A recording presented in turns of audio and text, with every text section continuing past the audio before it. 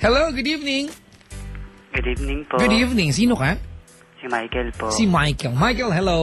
Hello din po. 23 years old. Ang ginagawa sa buhay? Dito po, kakatapos lang ng work ko. Dito ako ngayon sa computer shop ng kuya ko. Nagbabantay. Kumakanta ka ba o nakadextrose ka? Nakadextrose na siguro. Hina ka, pre. Lakasan mo, pre. Kasi pag mahina, pipindutin na si Lunching yung off-air na mababaan ka niya ng phone. Sige po. Excuse me po. Ang galing, ano? Parang inubuhan mo ako. Ha? Okay na po ba? Okay naman sana. Huwag mo lang ako ubuhan. Baka mahawa ako, pre, ha? Ay, opo. May mga binubuhay akong pamilya. Sige, dali, kwento. Ayun. Kasi, isang linggo na kaming kawalay ng girlfriend ko. Ba't ka naghiwalay? Iniwan ka niya. Nag-away po kasi kami. Bakit? Ayun, di ko po sinasadya nung araw na yun na nasaktan ko siya. Pisikal. Opo. Tarantado ka pala eh. Oo nga po. Jing, Dahil na po pisikal. Anong gagawin dito? Pero, ayun, sa totoo lang po, hindi ko po talaga sadya nung gabi na yun. Nadala lang ako ng galit ko. Hindi ko, tsaka, basta yung pinag-awayan namin para siguro sa akin, para sa akin na lang po.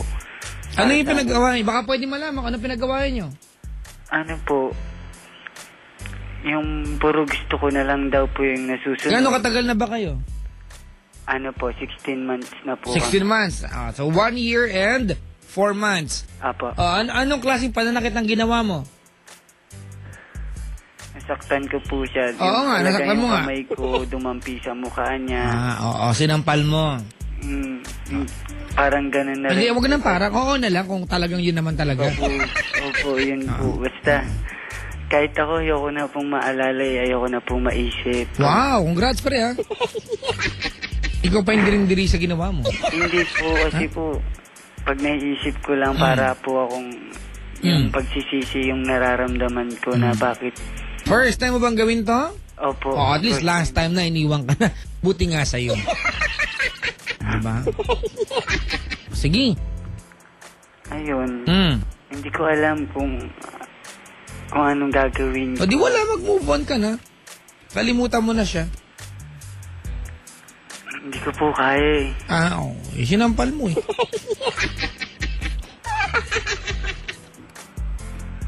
Iniwan ka niya dahil sinampal mo siya.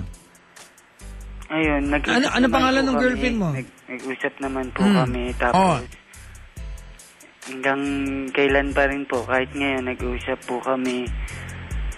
Tapos ayun. Ayaw na niya makipagbalikan. Ganun na rin po talaga. Ayaw na niya. Dahil sa dami-dami po ng ako lang daw po yung nakagawa nun. Ano gusto mong tanong sa akin? Gusto ko lang pong tanungin kung ano po bang dapat kong gawin. Mamaya matulog ka, bukas gumising ka, maghanap buhay ka. Walang espesyal na dapat gawin, kundi magsisi sa ginawa mo, wag nang umulit pa, tapos wag mo na siyang abalahin pa sa buhay niya. Iniwan ka niya kasi yun ang tamang gawin.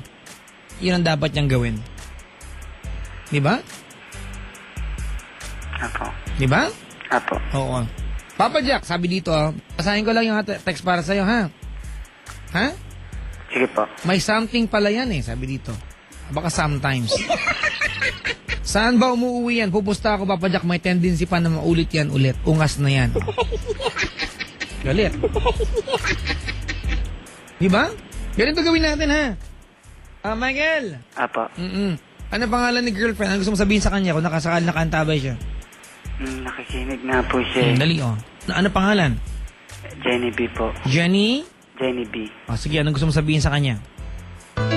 Mahal na mahal kita. Hindi ko talaga sinasadya yung ginawa ko. Sobra ako nagsisisi. Sobrang sakit ng nararamdaman ko. Oo, alam ko. Nasaktan kita ng sobra-sobra. Pero sisisiin ko na talaga.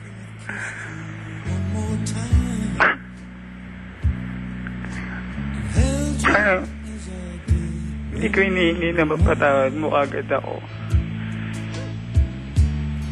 Pero Hintayin ko pa rin yung time na bigyan mo ako ng isang pagkakataon. Napaulit-ulit na pagkakataon tuwing nag-aaway tayo. Pero yung muling pag-aaway natin, hindi naging maganda.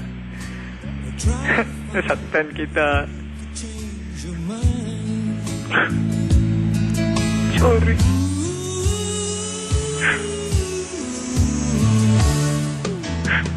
You don't love me anymore. Oh baby, you don't love me anymore. Baby, please forgive me, but the wine's gone to my head. And tomorrow I'll remember. Ang pangalan ng ex-girlfriend? Jenny B po. Jenny B. O, ganito gawin natin, ha? Michael! Apo. Alright. Ito gagawin natin. Siguro magnilay-nilay ka sa buhay. Diba? Ganda mga kaibigan, ano? Hindi lang naman ikaw una na nakit na babae. Pa? Hindi lang ikaw yung kilala ko na una na nakit na babae, di ba? Marami ako yung kilala na nakapanakit, nakasampal na babae. Sa isang relasyon kasi mas malakas ang lalaki. Di ba? Physically, lalaki is stronger. Pag inasar mo na yung sarang lalaki, di ba? Sinapak mo na sinapak, di ba? Inasar mo na nasar, di ba? You are practically asking, di ba? Nagamitin niya yan. Kasi yun ang meron ng lalaki, physical force. Ang babae mayroong emotional force. Okay? Apo. Ba, sinabi ng lalaki sa'yo na tumigil ka na, tuloy-tuloy ka pa. O, di ba? O, nasasampal. Mali ang pananakit, di ba? O, pero, Opo, mali po talaga. pag sinabi tumigil. Okay? Kaya lang, kapatid, sa pinagawain ninyo, wala naman dahilan para gawin mo ito. At wala naman talagang tamang dahilan para gawin to. Di ba? Apo. Kahit kailan. Kung nakanta pa si Jenny B, nakikinig ka ngayon, huwag nang balikan, ha, si Michael. Magpakaliga-ligaya ka na sa buhay mo. Doon po sa mga mag-asawa, okay? Yung mga mag-girl, mag-boyfriend, nagkakasakitan na maghiwalay na kayo. Yan pa lang, umpisa pa lang, di ba? Hindi pa kayo mag-asawa, meron ng physical na nagaganap. Di ba? Maghiwalay na po kayo. Tigilan nyo na yung kalokohan na yan. Alright? At unless, di ba, napapasaya kayo ng pananakit nyo sa bawat isa, o congratulations, natagpuan nyo pa yung kaligayahan nyo. Alright? Michael! Okay po. Okay, patahimikin mo na siya, ha? Kalimutan mo na siya, ha? Alright? Oo, tapos iwas-iwasan mo yung daan na dinadaanan niya para hindi kayo magkasalubong. Baka magka-trauma yung tao, okay? Alright? Okay po. Salamat sa pagtawag, ha? Salamat din Ay, po. mga kaibigan, yan po yung ating caller, si Michael, paiyak-iyak pa. Papa Jack, oh,